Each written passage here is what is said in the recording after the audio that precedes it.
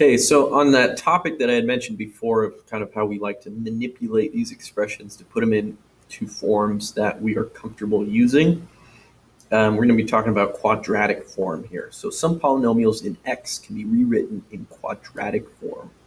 An expression in quadratic form can be written as au squared plus bu plus c.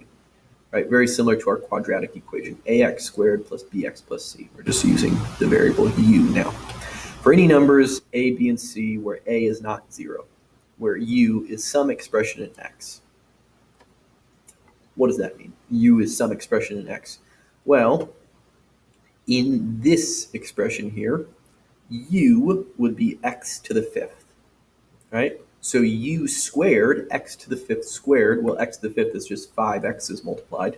That times itself is 10x's multiplied, so this is u squared, if we're calling x to the fifth u.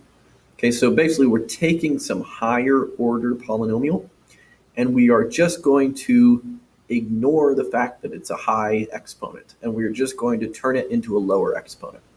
As long as at the end of the process we go back and reverse that original step, this is totally fine to do. So we can basically just take something like this, x to the sixth minus x to the cube, x to the third, x to the fourth plus x squared. We can just pretend that those were quadratic equations that were in terms of x squared and x. Okay, we can just pretend they had lower exponents that were easier to deal with, that we're more comfortable with. That's a great thing in math, is that sometimes all you have to do is you just sort of like pretend you had a different problem that was easier, solve that easier problem, and then deal with that part that you kind of fubbed on at the beginning, that part that you pretended about at the beginning, fix that at the end.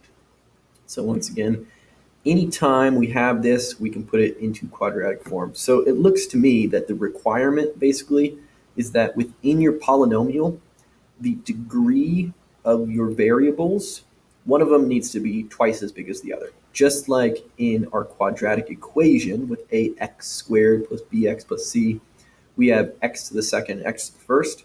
The only way that we can really use this quadratic form is when our exponents, one of them is twice as big as the other. So 4 is twice as big as 2, 6 is twice as big as 3, 10 is twice as big as 5.